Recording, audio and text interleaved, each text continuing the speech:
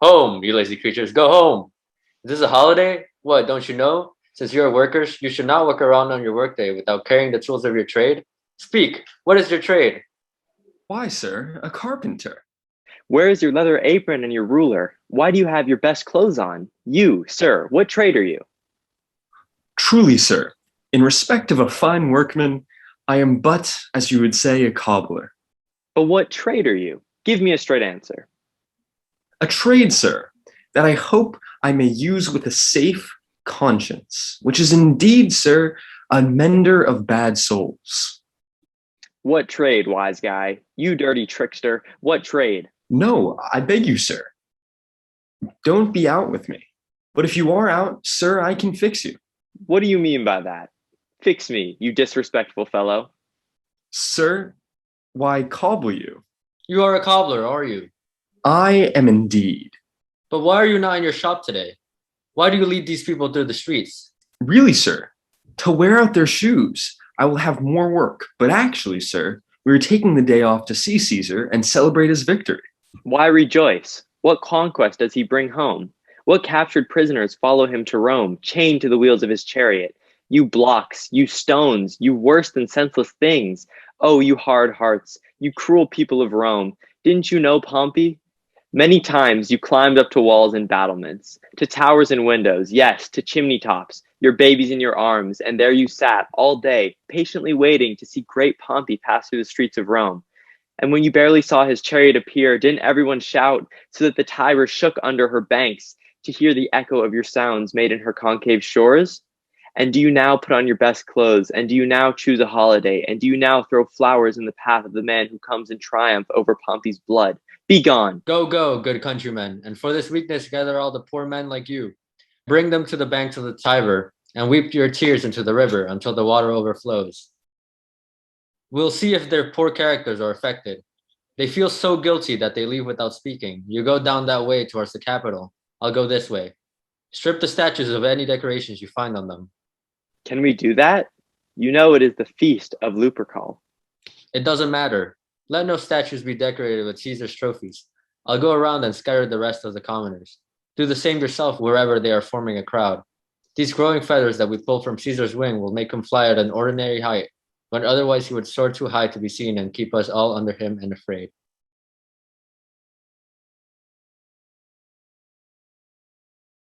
Calpurnia. Stand in Antony's path when he runs the race. Antonius. In your hurry, don't forget, Antonius, to touch Calpurnia, for the old people say that barren women, touched by someone running in this holy race, lose the curse of sterility. Do what you need to do, and don't leave out any part of the ritual. Caesar! Huh? Who calls me? Tell everyone to be quiet. Silence again. Who is in the crowd that calls on me? I hear a voice, shriller than all the music. They cry, Caesar! Speak. Caesar's turn to hear. Beware the Ides of March. Who is that? A soothsayer tells you to beware the Ides of March. Put him in front of me. Let me see his face. Fellow, come out of the crowd. Look at Caesar.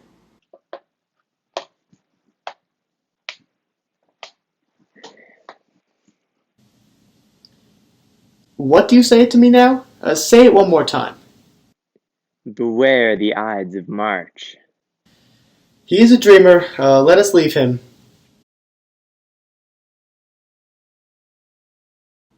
Are you going to watch the race? Not I. I wish you would. I do not like sports. I'm not athletic like Antony. Don't let me spoil, Cassius, what you want to do. I'll leave you. Brutus, I have watched you lately. I have not seen in your eyes the kindness and friendliness I used to see. You are being too stubborn and too distant from your friend who cares about you. Cassius, don't be deceived. If I have hidden my true feelings, I have been frowning only at myself. I have been troubled lately by mixed emotions, personal matters that concern me and no one else, which are perhaps affecting the way I act. But don't let my good friends be upset, and you, Cassius, are counted as one of them, or interpret my neglect of them as anything more serious than that poor Brutus, at war with himself, forgets to be friendly with other men. In that case, Brutus, I have misunderstood your feelings. because of which I have kept to myself certain important thoughts, worthy ideas. Tell me, good Brutus, can you see your face? No, Cassius, for the eye cannot see itself except when it is reflected by something else. That's true. And it is too bad, Brutus, that you don't have any mirrors that would show your inner qualities to you, so that you could see their reflection. I have heard that many of the most respected people in Rome, except immortal Caesar, speaking about Brutus and suffering under the troubles of this time, have wished that noble Brutus could see himself the way they see him. What danger are you leading me into, Cassius, that you want me to search inside myself for something that is not there? In that case, good Brutus, listen. Since you know you cannot see yourself without being reflected, I, your mirror, will without exaggerating show you things about yourself which you don't yet realize. And don't be suspicious of me, gentle Brutus, if you think I'm a fool or someone who pretends to be the friend of everyone who promises friendship to me. If you believe that I show friendship and then gossip about my friends, or if you know that I try to win the affections of the common people, then consider me dangerous. What does this shouting mean? I am afraid the people choose Caesar to be their king. Aye. Are you afraid of it? Then I must believe that you don't want it to happen. I don't want it, Cassius, but Caesar is my good friend. But why do you keep me here so long? What is it that you want to tell me? If it is anything concerning the good of Rome, put honor on one side and death on the other, and I will face either one. For let the gods give me good fortune only if I love the name of honor more than I fear death. I know that what you have just said is true about you, Brutus, just as well as I know your outward appearance. Well, honor is what I want to talk about. I don't know what you and other people think about life, but just for myself, I would rather die than live to be in awe of someone no better than I am.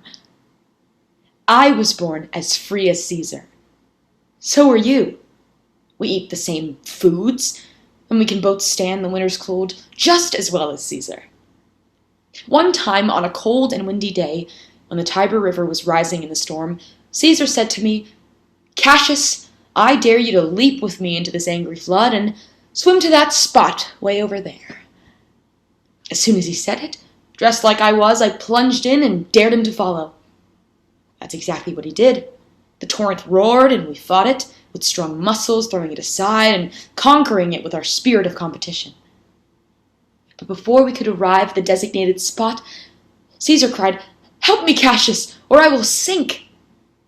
And just like Aeneas, our great ancestor, carried the old Anchises from the flames of Troy on his shoulder, I from the waves of Tiber carried the tired Caesar.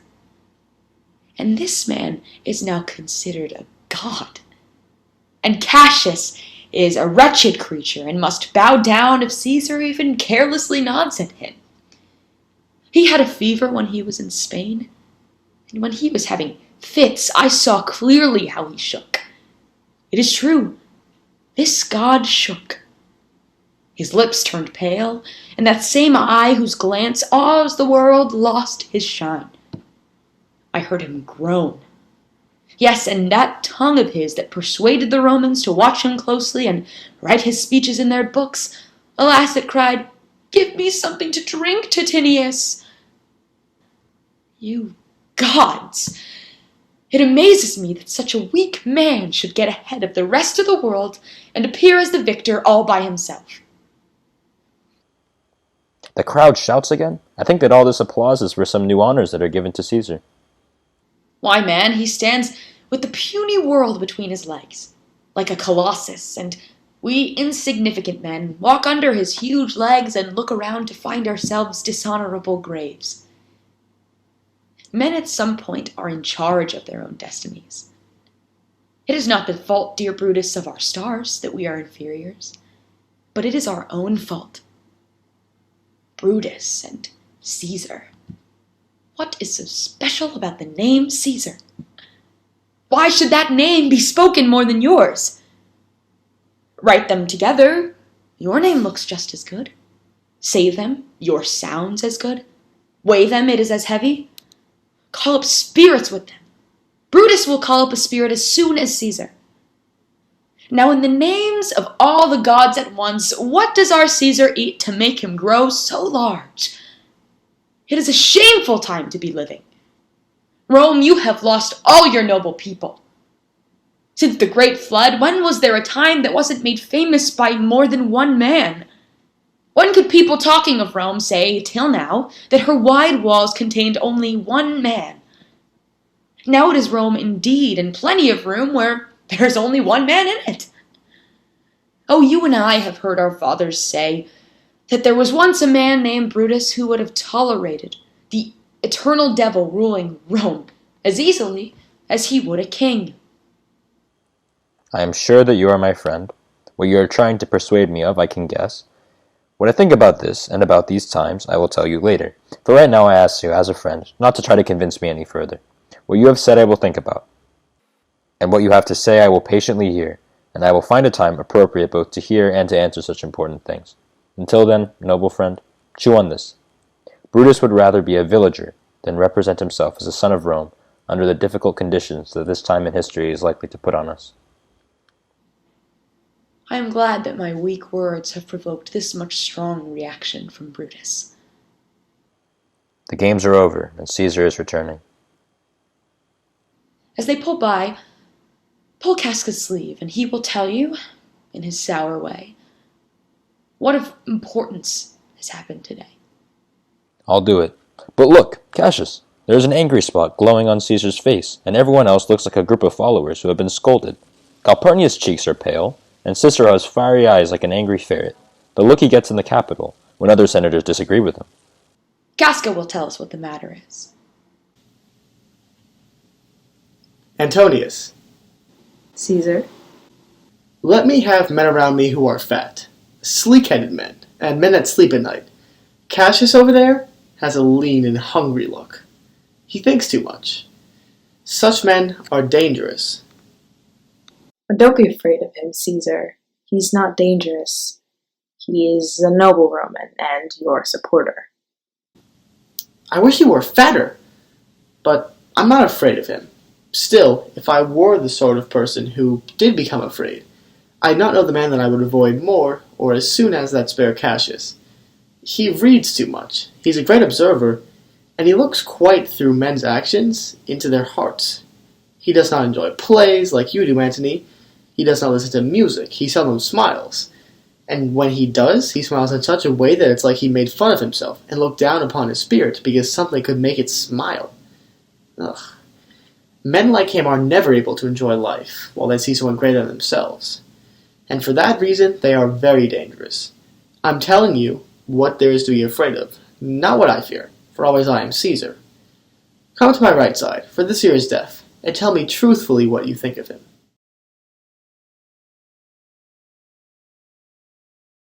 You pull me by the cloak. Do you wish to speak with me? Yes, Casca. Tell us what happened today to make Caesar look so sad. Why, you were with him, weren't you? If I were, I wouldn't ask Casca what happened. Why, there was a crown offered to him, and when it was offered to him, he pushed it aside with the back of his hand like this, and then the people started shouting. What was the second noise for?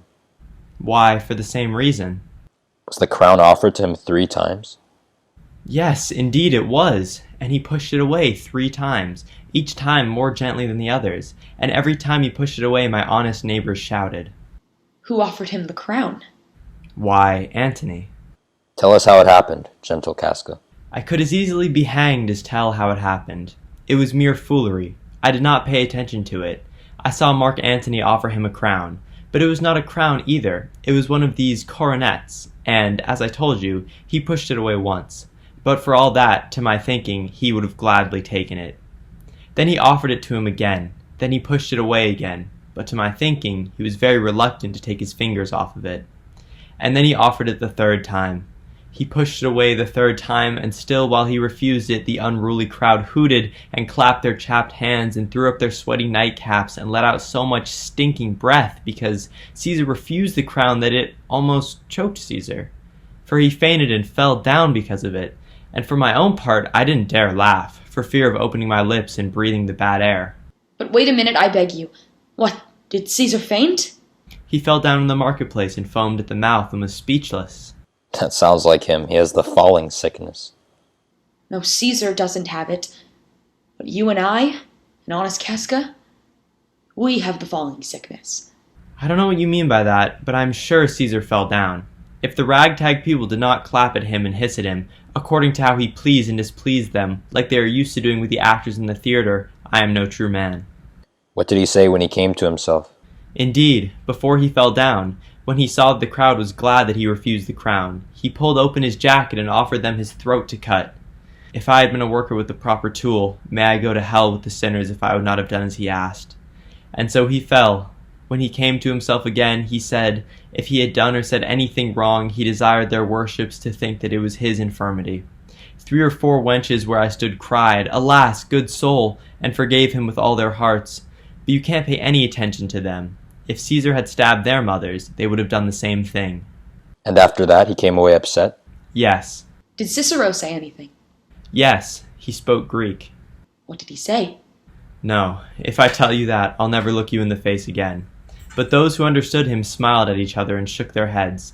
But as far as I was concerned, it was Greek to me. I could tell you more news, too. Morellus and Flavius, for putting decorations off Caesar's statues, are put to silence. Good day to you. There was even more foolishness, if I could remember it. Will you have dinner with me tonight, Casca? No, I have made other plans. Will you dine with me tomorrow? Yes, if I am alive, and your mind does not change, and your dinner is worth eating. Good. I will expect you. Do so. Farewell to both of you.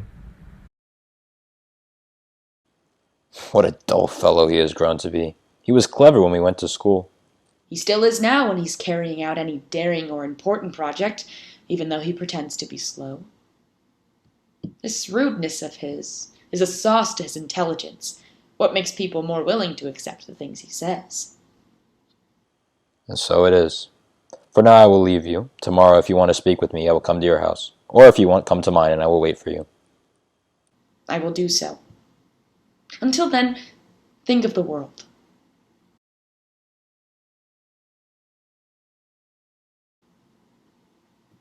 Well, Brutus, you are noble, but I see your honorable nature can be manipulated into something not quite so honorable.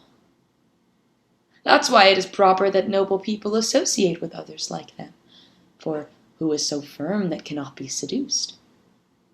Caesar holds a grudge against me, but he is a friend to Brutus. If I were Brutus now and he were Cassius, he would not fool me. I will tonight throw through his window notes in different handwriting as if they came from several people, all pointing out the great respect that Rome has for him. In these Caesar's ambition will be hinted at. And after this, let Caesar establish himself securely, for we will shake him down from his position or suffer the consequences.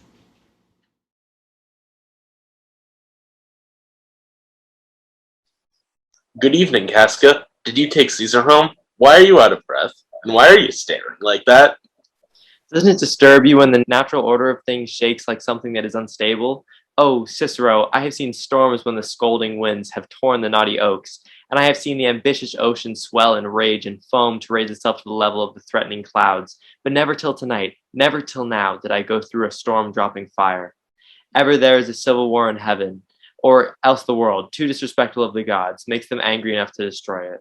Why? Did you see anything that was strange?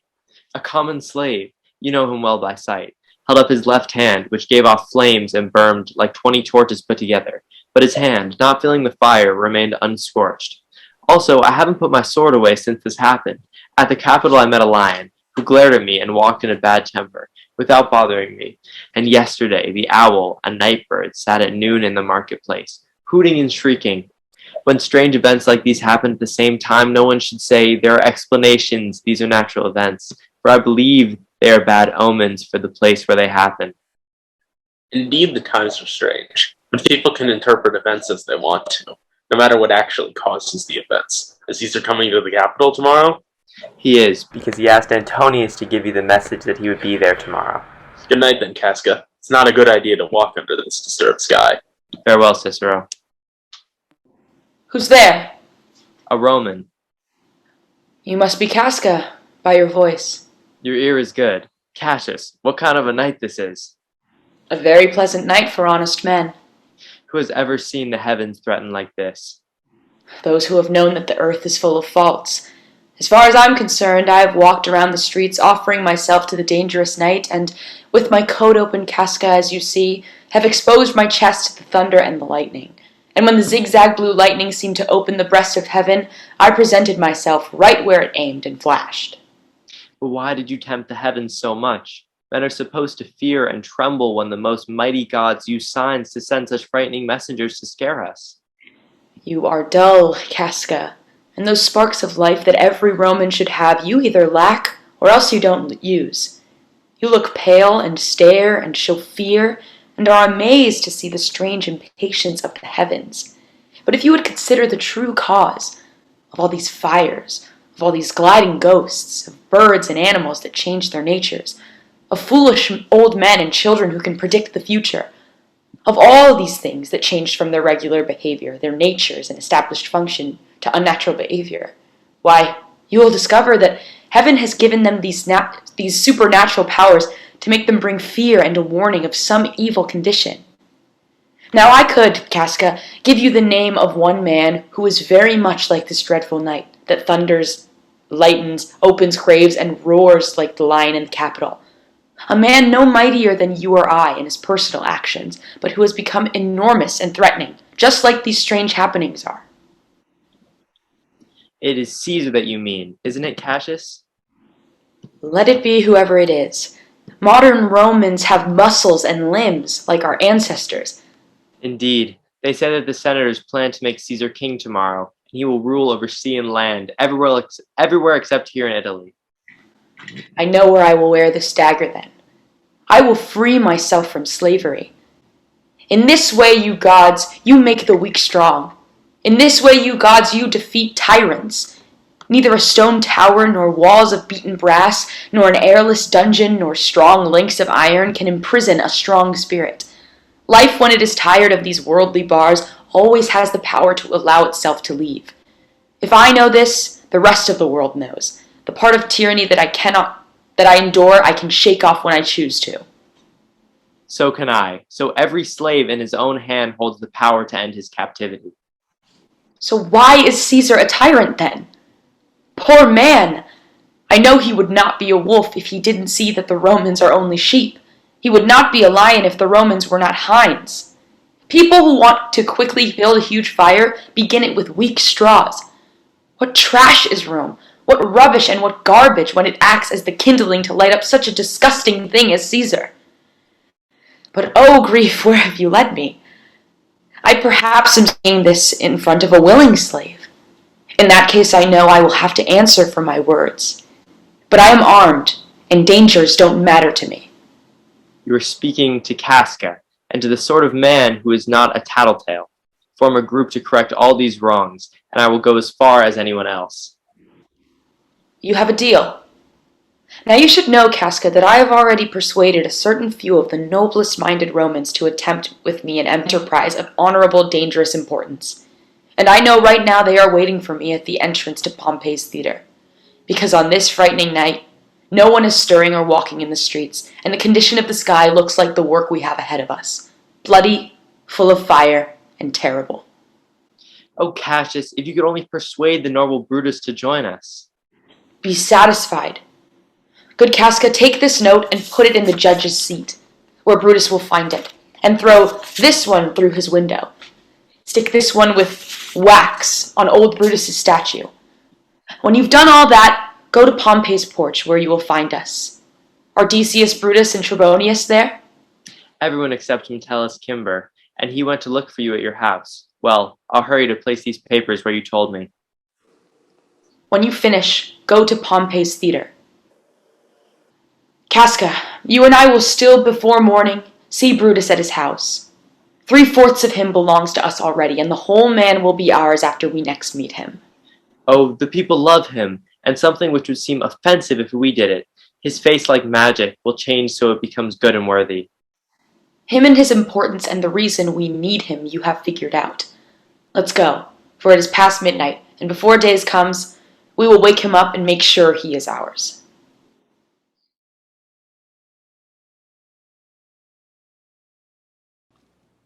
Lucius! There are no stars in the sky to tell me how close it is to morning. Lucius, I say! I wish I could sleep that soundly. When are you coming, Lucius? When? Wake up, I say. Lucius! Did you call, my lord? Get a candle and put it in my study, Lucius. When it is lit, come and find me here. I will, my lord. It can only be solved by Caesar's death. For my part, I have no personal grudge against him. I'm thinking only of the general welfare. He wants to be crowned. The question is, how would that change his personality? It is the sunshine that brings out the snake, so walk carefully. Give him a crown, and then we have put a poisonous bite in him that he can cause trouble with whenever he wants. Greatness is abused when it separates pity from power. And to tell the truth about Caesar, I have never known him to be controlled by his heart instead of his head. But people often say that humility is a ladder for young ambition, which the person climbing up looks toward. But once he reaches the top rung, he then turns his back to the ladder and looks into the clouds, scorning the lower levels which he climbed upon to reach this high position. This is what Caesar may do. Then rather than let him do that, we must prevent it. And since the case against Caesar can't be proved from what he is like now, we must shape our argument in this way. That Caesar's true nature, if allowed to develop, would reach terrible extremes. So we must think of him as a serpent's egg, which, if hatched, would, like all serpents, grow dangerous, and kill him before he hatches. The candle is burning in your private room, sir. While I was searching the window for a match, I found this paper, sealed up, and I am sure it wasn't there when I went to bed. Here you go, sir. Go back to bed. The sun isn't even up. Isn't tomorrow, boy, the Ides of March? I don't know, sir. Look in the calendar and come tell me. I will, sir. The meteors falling through the air give off so much light that I can read by them. Brutus, you are asleep. Wake up and see yourself. Shall Rome, etc., etc., speak, strike, right or wrong?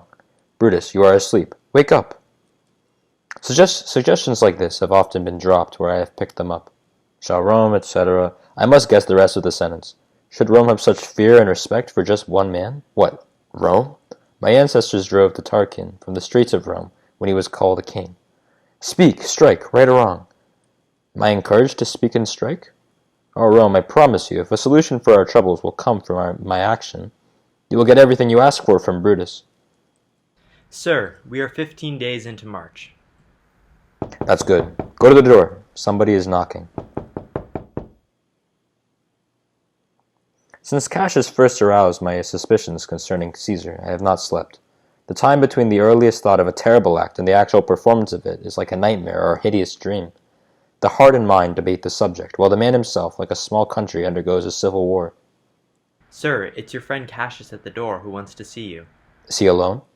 No, sir, there are more people with him. Do you know them?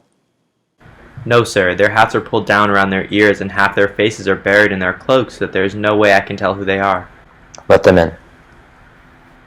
They are the faction. O conspiracy, are you afraid to show your dangerous face at night, when evil things are mostly left alone? Oh, then during the day, where will you find a cave dark enough to hide your horrible face? Don't look for one, conspiracy. Hide your plans in smiles and friendliness. If you go out showing your true natures, even the gateway to hell is not dark enough to hide you and keep your plans from being discovered.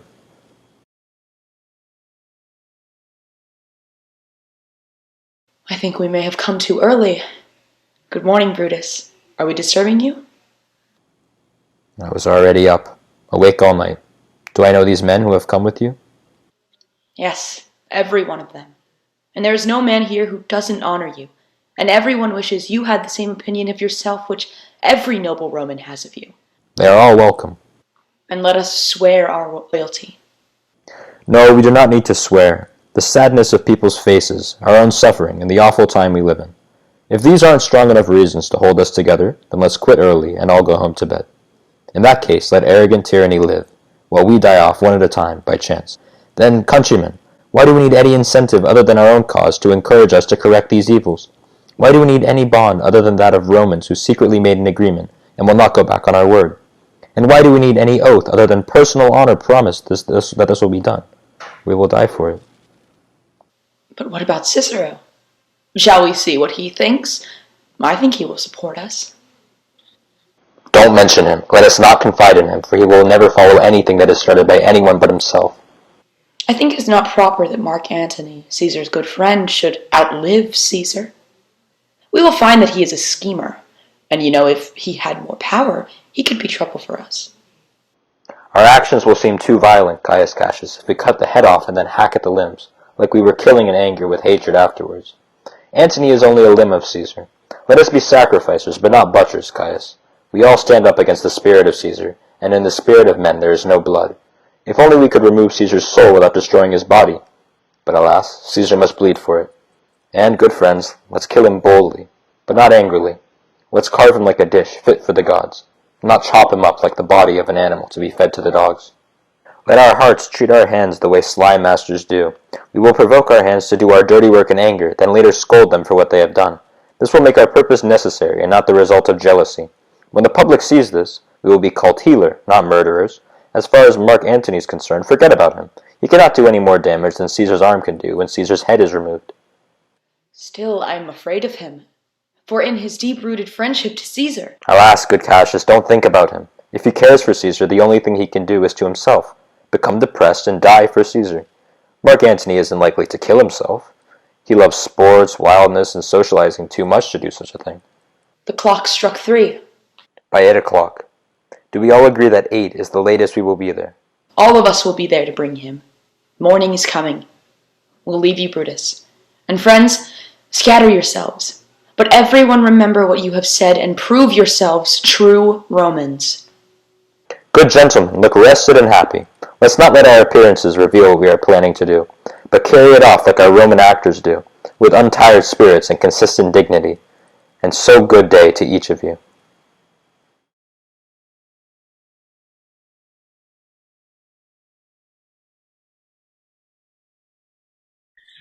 Heaven and earth have not been at peace tonight. 3 times Calpurnia has cried out in her sleep, "Help! They are murdering Caesar!" Who's there? My lord? Go and ask the priest to make a sacrifice right away, and then come and tell me the results. I will, my lord. What do the fortune tellers say? They don't want you to go out today. Pulling the insides of an offering out, they cannot find a heart inside the animal. The gods do this in order to shame cowardice. Caesar will be a beast without a heart if he stays home today because of fear. No, Caesar will not. Danger knows full well that Caesar is more dangerous than he is. We are 2 lions, born at the same time, and I am the oldest and most frightening of the 2. Caesar will go forth. Alas, my lord, your wisdom is consumed in confidence. Do not go forth today. Say that it is my fear that keeps you in the house, and not your own. We'll send Mark Antony to the Senate house. We'll say that you're not well today. Let me on my knee have this request. Mark Antony will say I'm not well. And because of your mood, I will stay at home. Oh, here's Brutus. He will take the message. Caesar, all hail. Good morning, worthy Caesar. I have come to bring you to the Senate house. And you have come at the right time, to take my greetings to the senators and tell them that I will not come today. Cannot is a lie, and that I am afraid to is a bigger lie, but I will not come today. Tell them that, Brutus. Tell them he's sick. Shall Caesar send a lie?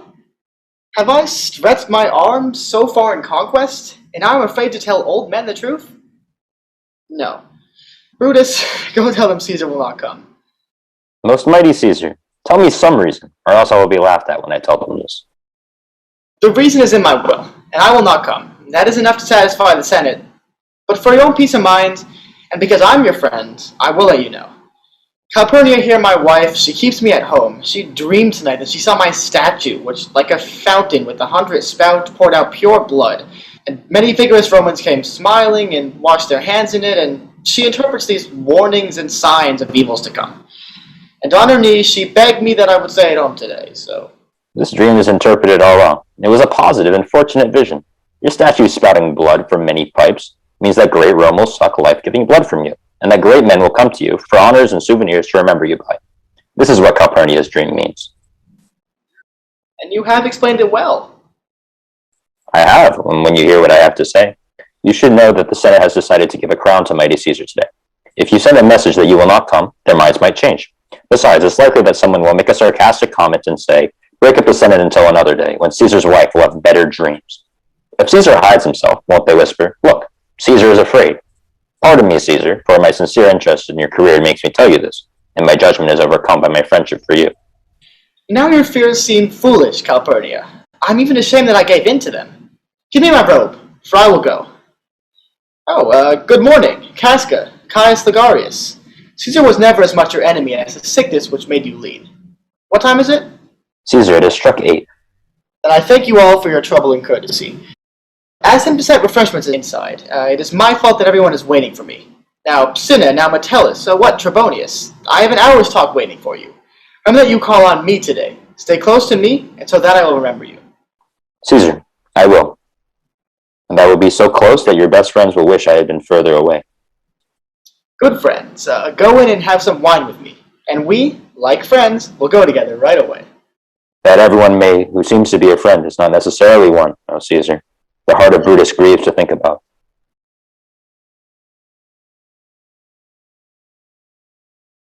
The Ides of March have arrived. Yes, Caesar, but not left. What, is this man crazy? What is important to us personally shall be dealt with last. I kiss your hand, but not in flattery, Caesar, asking that Publius Cimber may immediately have the right to return to Rome. What, Brutus? Pardon me, Caesar, pardon me. Casca falls as low as your foot to beg for freedom for Publius Cimber. I could be well moved, if I were like you. If I could beg others to be moved, then begging would move me. But I am as steady as the northern star, which has no equal in the sky of its true and immovable nature. The skies are painted with uncounted sparks. They are all fire, and everyone shines, but there's only one that stays in the same place. It's the same way in the world, you see. It is well supplied with men, and men are flesh and blood and intelligent. Yet out of all of them, I know only one that, unable to be attacked, holds his position unmoved. And I am that man. Let me show you, even in this example, that I was firm that Cimber should be banished, and that I am still firm to keep him that way. Oh, Caesar. Get away! Will you lift up Mount Olympus? Can't you see that even Brutus' kneeling down does not influence me? Caesar, my hands will speak for me. Et tu, Brute? Then fall, Caesar.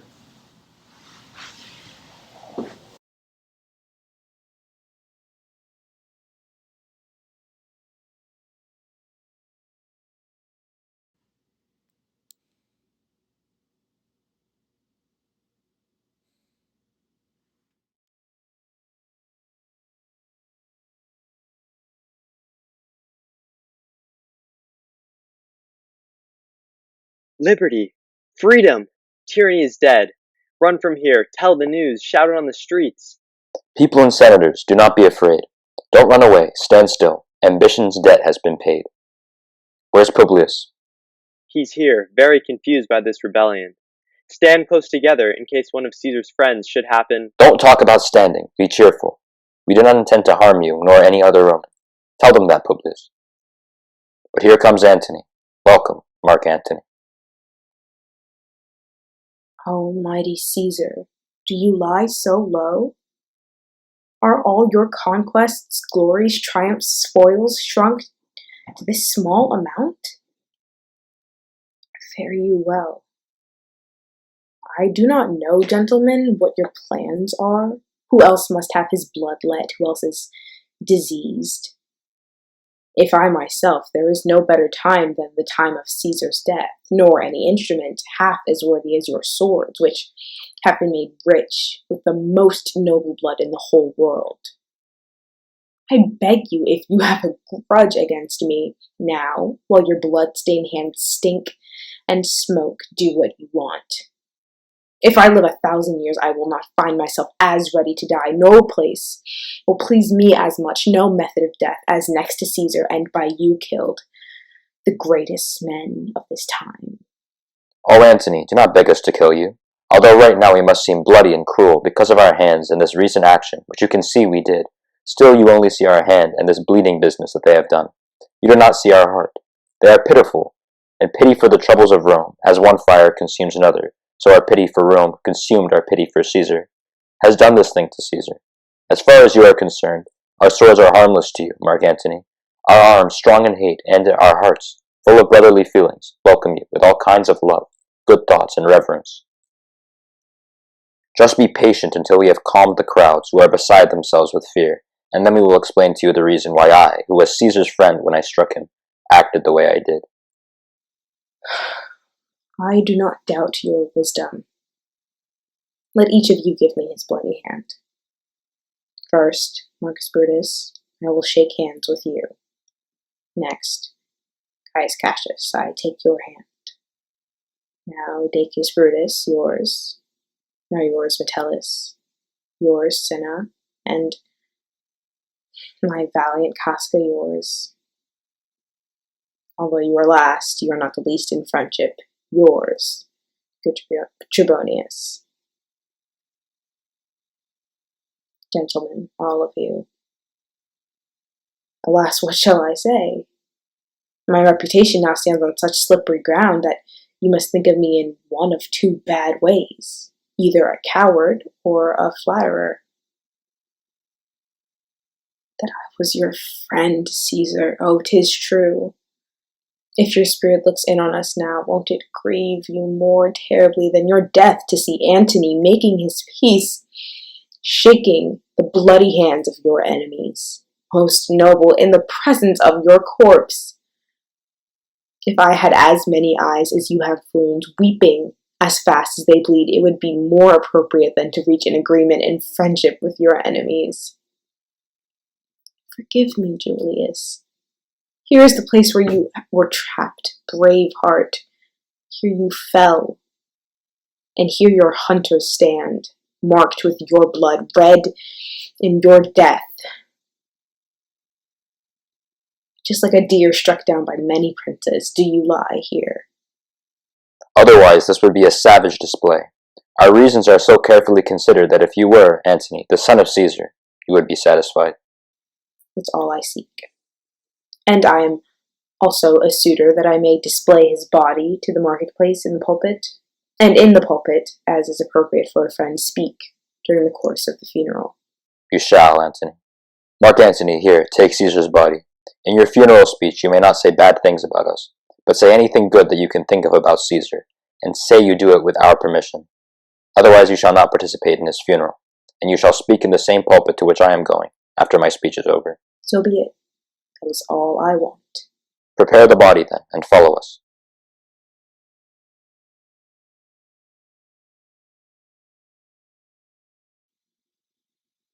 And forgive me, you bleeding piece of earth, for cooperating with these butchers. You are the ruins of the noblest man who ever lived in all of history. Woe to the hand that shed this expensive blood. Over your wounds now I predict the future, which, like silent mouths, open their red lips to beg my tongue to speak for them. A curse will fall on the arms and legs of men. A terrible civil war will burden all parts of Italy. Blood and destruction will be so common and so dreadful, objects so familiar that mothers will only smile when they see their children torn into pieces during the fighting. All pity disappearing because cruelty is so common, and Caesar's ghost roaming about in search of revenge, with 8 at his side, still hot from hell, will in these boundaries, with a ruler's voice, cry havoc, and let loose the dogs of war, so that this terrible action will smell above the earth, with rotting corpses begging to be buried.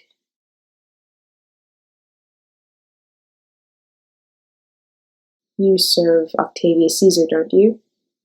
I do, Mark Antony. Caesar did write and ask him to come to Rome. He received his letters and is on his way, and asked me to say to you, "Oh, Caesar." Your heart is swollen up with grief. Go off by yourself and weep. Strong feeling I see is catching, for my eyes are seeing those beads of sorrow now stand in yours, beginning to water. Is your master coming? He has set up camp about 21 miles outside Rome. Hurry back and tell him what has happened. Here's a mourning Rome, a dangerous Rome, not a safe Rome for Octavius yet. Leave here and tell him that, but wait a while. Don't go back until I have taken this corpse into the marketplace. There, I will find out in my speech how the people react to the cruel action of these bloody men. depending on which you shall tell young Octavius how things stand. Give me a hand.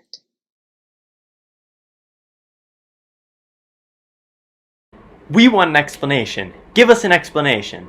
Then follow me and listen to me, friends. Cassius, you go into the other street and divide the crowd.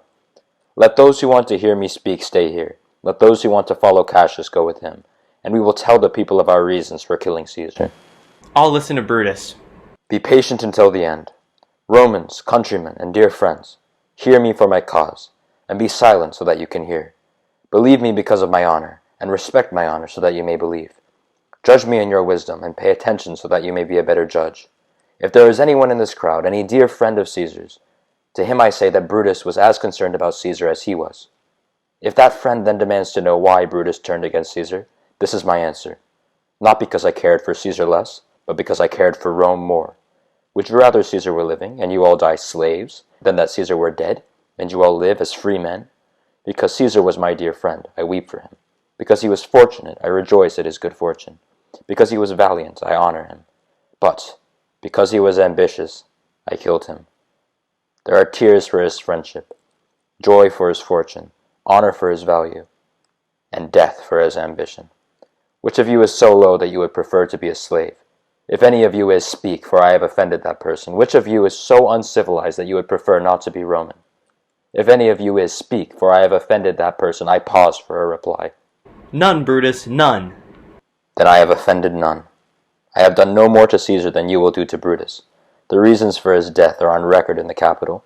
We have not belittled his accomplishments or overemphasized the failings for which he was killed. Here comes his body, mourned by Mark Antony, who, although he did not participate in Caesar's death, will receive the benefit of his dying, a place in the commonwealth just like the rest of you.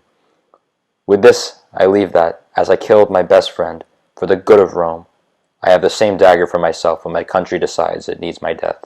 Live, Brutus, live. Bring him with triumph home to his house. Give him a statue with his ancestors. Let him be Caesar. The best qualities of Caesar will be crowned in Brutus. We'll bring him to his house with shouts and noise. Good countrymen, let me leave alone, and for my sake stay here with Antony. Give your respects to Caesar's corpse, and listen respectfully to the speech about Caesar's accomplishments, which Mark Antony, by our permission, is allowed to make. I beg you, not one of you leave, except for me, until Antony has spoken. Stay here, and let us listen to Mark Antony. Friends, Romans, countrymen, lend me your ears. I come to bury Caesar, not to praise him. The evil things that men do live on after them. The good things are often buried with their bones. Let it be this way with Caesar. The noble Brutus has told you that Caesar was ambitious. If that were true, it was a terrible fault, and Caesar has paid for it terribly. Here, with the permission of Brutus and the rest, for Brutus is an honorable man, and so they are, all honorable men. I come to speak at Caesar's funeral. He has brought many captives home to Rome, whose ransoms filled the government treasury. Did this seem ambitious in Caesar? Whenever the poor have cried, Caesar has wept. Ambition should be made of sterner stuff. But Brutus says he was ambitious, and Brutus is an honorable man. You all saw on the Lupercal I offered him a kingly crown 3 times, which he refused 3 times. Was this ambition?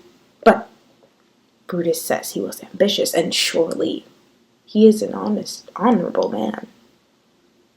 I am speaking not to disprove what Brutus said, but I am here to say what I do know. You all loved him once, for good reasons. What reason keeps you from mourning for him, then? O judgment, have you run away to dumb animals, and men have lost their intelligence? Bear with me, my heart is in the coffin there with Caesar, and I must pause until it comes back with me.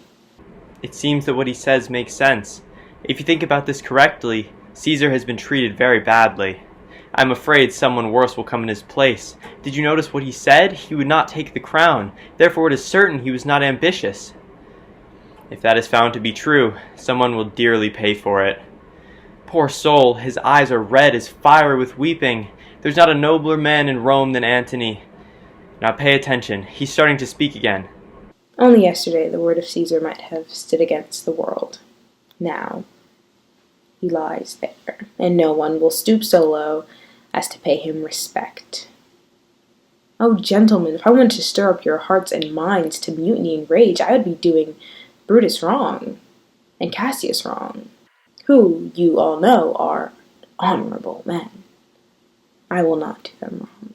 Instead, I choose to wrong the dead, to wrong myself and you, rather than wronging such honorable men. They were traitors, honorable men. Then make a circle around Caesar's body, and let me show you the person who made the will. Shall I come down? Will you give me permission? Come down. Descend. You have permission. Oh, now you weep, and I can tell that you feel the beginnings of pity. These are gracious drops, kind souls. What? Do you weep when you look only at our Caesar's wounded clothing? Look at this! Here is his body, damaged as you see with traitors. Oh, horrible sight! Oh, noble Caesar! Good friends, sweet friends, don't let me stir you up to such a sudden flood of mutiny. The men who have done this are honorable. Alas, I don't know what private concerns they have that made them do it. They are wise and honorable, and no doubt will answer you with reasons. I do not come, friends, to steal away your hearts. I am no orator, like Brutus is. But, as all of you know me, a plain, blunt man that loves my friend, and that is known very well by the men who publicly gave me permission to speak of him, because I don't have intelligence, or words, or worthiness, action, or voice, or the power of speech to stir up men's emotions. I only speak right on. I tell you what you yourselves know. Show you sweet Caesar's wounds, poor, speechless mouths, and ask them to speak for me. But if I were Brutus, and Brutus were Antony, then there would be an Antony who would ruffle up your spirits, put a tongue in every wound of Caesar that would persuade the stones of Rome to rise in mutiny.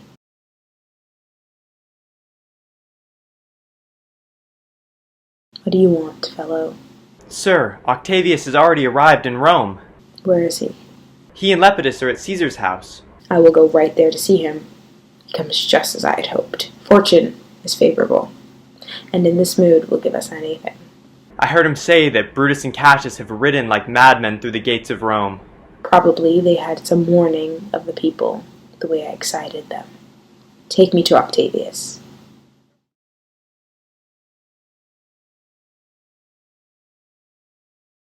What is it now, Lucilius? Is Cassius nearby? He is here, and Pindarus has come to bring you a greeting from his master. He sends a good man to greet me. Your master Pindarus, in the way he himself has changed, or because of bad officers, has given me good reason to wish things that are done to be undone. But if he is here, I will get a satisfactory explanation. I do not doubt that my noble master will appear the way he is, full of concern and honor. He is not doubted. A word with you, Lucilius, about how he received you. Let me be informed. With courtesy and respect enough, but not with such friendly gestures or with such an open and friendly discussion as he had before. You have described a hot friend cooling. Always notice, Lucilius, when love begins to sicken and decay, it has a formal manner. There are no tricks in plain and simple faith, but insincere men, like horses excited at first, make a show and promise of their bravery. But when they have to put up with the bloody spur, their crests fall, and like dishonest inferior horses they fail in the test. Is his army coming? They intend to stay tonight in Sardis. Most of them, all of the cavalry, have come with Cassius. Look, he has arrived. Walk slowly forward to meet him. Stand ho! Stand ho! Most noble brother, you have done me wrong. Judge me, you gods. Would I do wrong to my enemies? And if I would not do that, how could I wrong a brother? Brutus, this serious matter of yours hides wrongs. And when you do them... Cassius, be calm. Speak about your complaints quietly. I do know you well. In plain sight of both our armies here, which should see nothing but love from us, let us not argue. Ask them to move back. Then in my tent, Cassius, explain your complaints, and I will listen to you. Pindarus, Ask our commanders to lead their soldiers back a little from this spot. Lucius, you do the same, and let no one come to our tent until we have had our meeting. Let Lucilius and Titinius guard our door. At a time like this, it is not appropriate for every trivial offense to be looked at so closely. Let me tell you, Cassius, you yourself are severely criticized for having an itching palm, selling and marketing your positions for money to people who don't deserve the position. Me? An itching palm? You know that you are Brutus saying this. Because if you were anyone else, I swear by the gods that this speech would be your last. The name Cassius makes this corruption seem honorable, and as a result punishment hides its head. Punishment? Remember March? Remember the Ides of March? Didn't great Julius bleed for the sake of justice? What villain touched his body? Who stabbed him for a reason other than justice? What? Should one of us, who struck the most powerful man in the whole world only because he supported robbers, should we now contaminate our fingers with dishonorable bribes, and sell the vastness of our good reputations for just the amount of trash that can be gained this way? I would rather be a dog and howl at the moon than be a Roman like that. Is it possible? Listen to me, for I have something to say. Must I give leeway to your sudden anger? Should I be frightened when a madman glares? Oh, you gods, must I put up with all of this? All this? Yes, more. Rant and rave until your proud heart breaks. Go show your slaves how temperamental you are, and make your servants tremble. Do I have to budge? Do I have to defer to you? Do I have to stand and duck under your testy moods? By the gods, you will swallow the poison of your bad temper even if it makes you split, because from now on I will make you a joke, yes, a subject of laughter, when you are irritable. Do not presume too much on my goodwill. I may do something that I will be sorry for. You have done something you should be sorry for. There is no terror, Cassius, in your threats, for I am so strongly protected by honesty that they pass by me like a gentle breeze, which I do not notice. I sent a message to you asking for certain amounts of gold, which you denied me.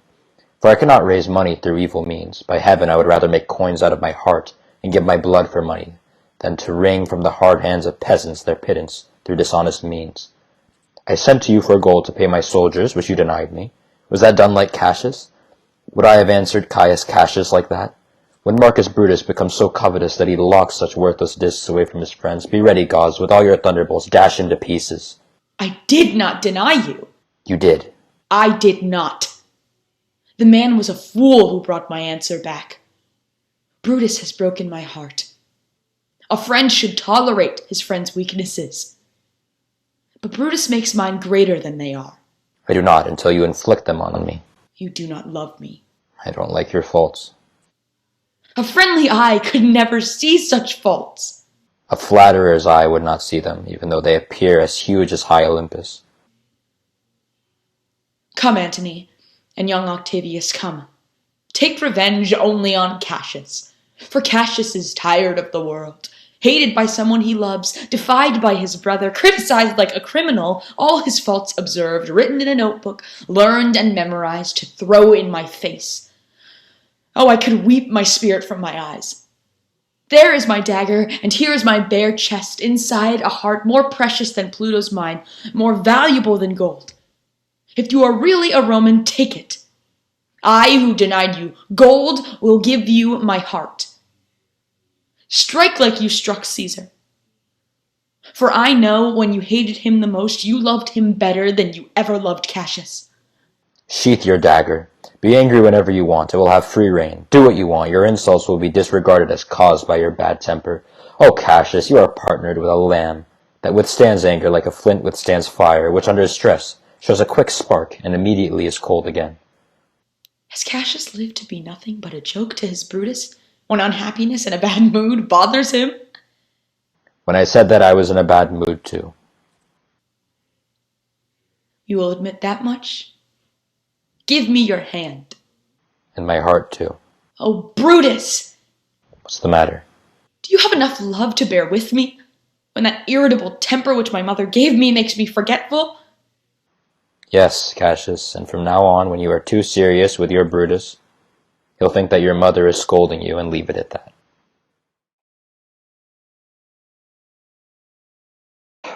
Stop right there. Let me go in to see the generals. There is some disagreement between them. It is not good for them to be alone. Go away, fellow. I am just a poet. However, nothing but death will stop me. What's going on? What's the matter? Shame on you, you generals. What are you trying to do? Get along and be friends the way two men like you should be, for I'm sure I'm older than you. Ha ha! This cynic rhymes very badly. I'll pay attention to his whims when he recognizes the appropriate time for them. What should the wars do with these poetic fools? Fellow, get away! Away! Away, be gone! Lucilius and Titinius, instruct the commanders to get ready to make camp with their men tonight. And come back to us, and bring Messala with you. Right away. Well, back to our current work. What do you think of marching to Philippi immediately? I do not think it's a good idea. Your reason? It is this. It is better that the enemy look for us. That way he will waste his supplies, wear out his soldiers, arming himself, while we, staying put, are full of rest, defense, and nimbleness. Good reasons must necessarily give way to better ones. The people between Philippi and this place have only a forced friendliness, because they have been unwilling to contribute to us. The enemy, marching past them, will add reinforcements with them, and come at us refreshed, newly reinforced, and encouraged. We will cut him off from this advantage if we face him at Philippi with these people behind us. Listen to me, good friend. Please forgive me. You must also notice that we have used up all our favors from friends. Our armies are full, our cause is ready. The enemy grows every day. We at the top are ready to decline. There is a tide in the business of men, which if it's jumped into at the high point leads on to success. But if it is missed, the whole journey of their life is stuck in shallows and in unhappiness. We are now floating on a high tide like that, and we must take the current when it is ready, or lose our investments. Then as you wish, go ahead. We'll go along also, and meet them at Philippi. The middle of the night has crept up while we were talking, and nature must obey necessity, which we will satisfy with a little rest. There is nothing else to say? Nothing else. Good night. Early tomorrow we will get up and leave. Noble Cassius, good night, and pleasant sleep. Oh, my dear brother, tonight had a bad beginning. Never again let us be divided like that. Let us not, Brutus. Everything is fine now. Good night, my lord.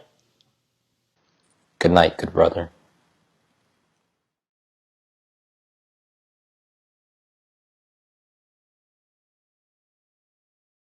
They are waiting and want to talk.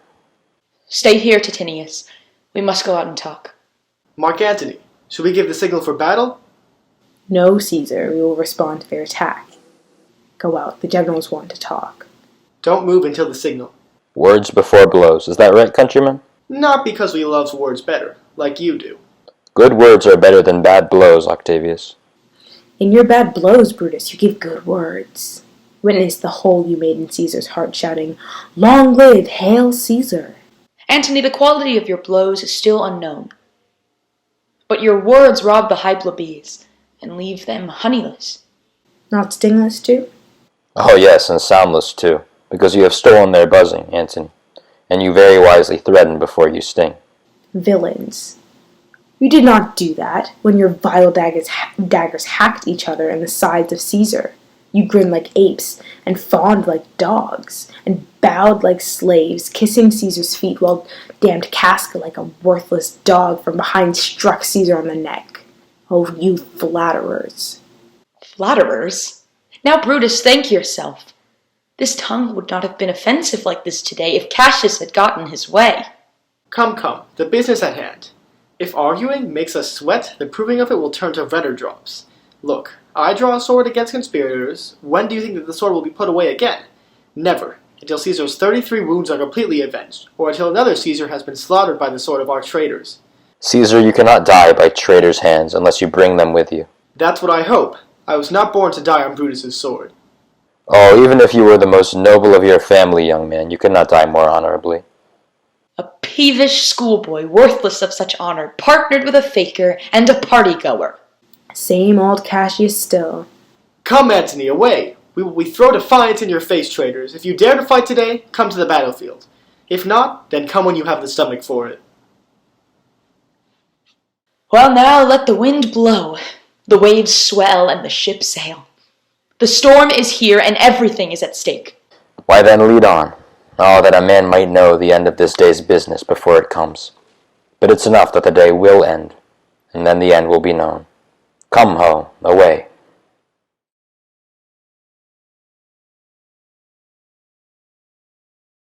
Ride, ride, Messala, ride, and give these written orders to the forces on the other side. Let them attack at once, because I see a lack of enthusiasm in Octavio's wing, and a sudden push will overthrow them. Ride, ride, Messala, let them all come down.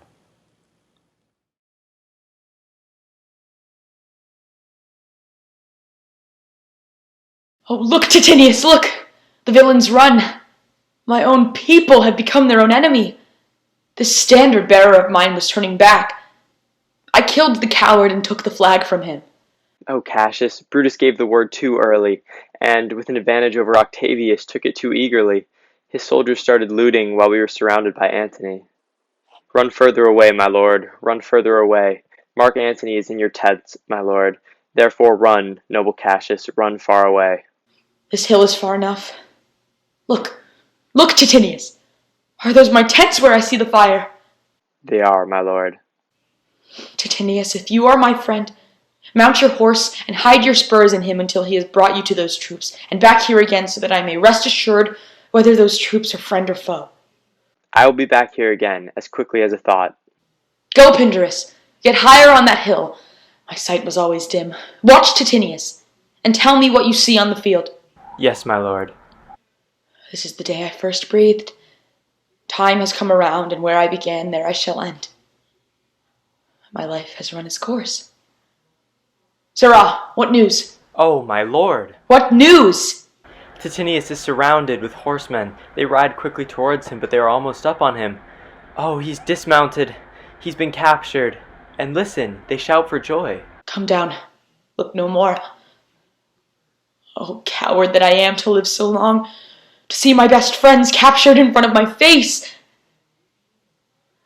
Come here, sir. In Parthia I took you prisoner, and then I made you promise to save your life, that whatever I asked you to do, you would try to do it. Come now, keep your promise. Now be a free man, and with this good sword that ran through Caesar's bowels, pierce this heart. Don't wait to answer. Here, take the hilts, and when my face is covered as it is now, guide the sword. Caesar, you have your revenge, even with the sword that killed you.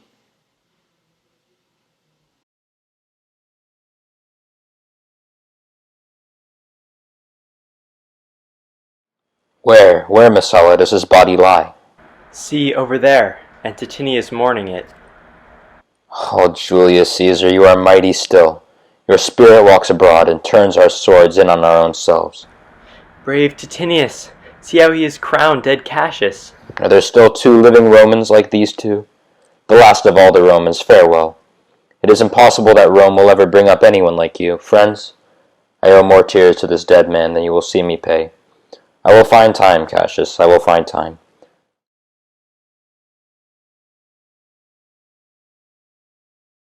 Come here, good Volumnius, listen to a word. Why, this, Volumnius. The ghost of Caesar has appeared to me 2 different times at night, here in the Philippi fields. I know my time has come.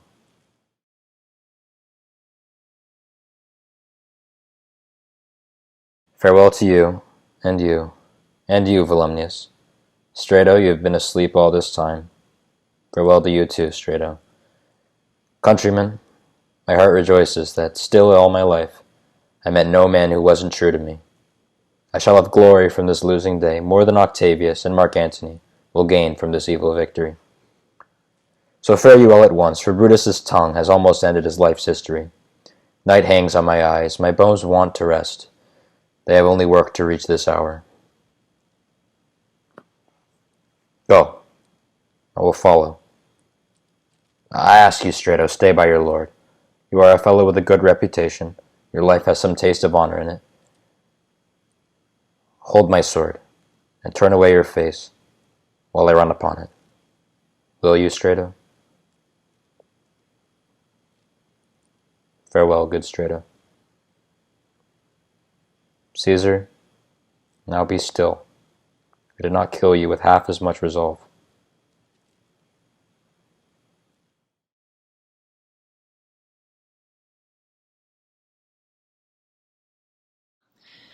What man is that?